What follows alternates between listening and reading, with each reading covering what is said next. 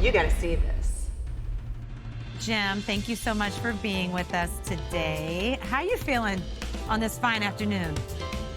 Fair to middling. Fair to middling? That's something my dad used to say. I love it. Well, thanks for being with us. So you got this 1933 Ford Coupe. Right.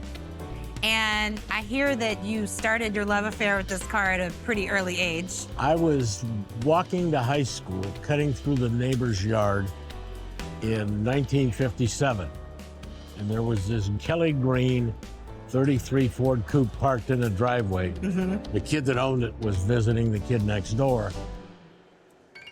6 months later, I met the guy who bought that car because the original owner had blown the engine out of it and didn't want the car anymore.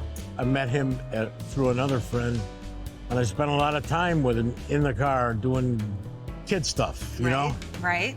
Later, I had a 55 Chevy, which I totaled, and we ended up putting the transmission and the rear end out of that in this 33. And then I lost track of him when he graduated and I went to college in 2005.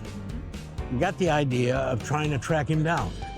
And I went to the university, and by golly, they gave me his mailing address. I wrote him a letter, didn't hear from him. 4 or 5 months later, I get a phone call from him. He still had the car. I said, "Do you want to sell it?" And he said, "No."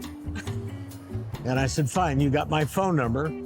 Several months later, he called and he tells me this crazy story that he's in the process of restoring a 1937 Cord supercharged Roadster, very rare car.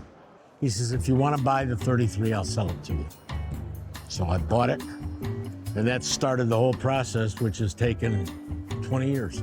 20 years. To get it to where I wanted it. For example, one of the things we did, he didn't like the steering wheel on it.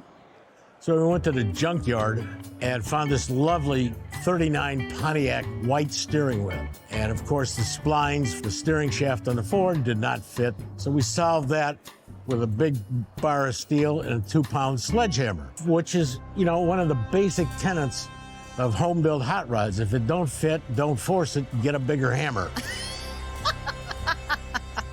But then, of course, when you go to restore the car, it's all junk. Right. So you had to get rid of all of it. So here you were working on this car with your friend, not knowing that this would one day be your car.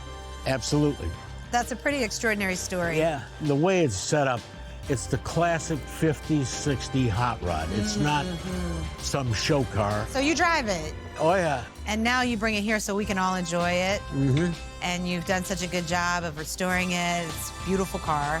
Thank you so much, Jim, for bringing it out and letting us enjoy it. Let us be your eyes. She is absolutely beautiful. Thank you. Thank you. And, All right. And enjoy. Enjoy the rest of your day. You too.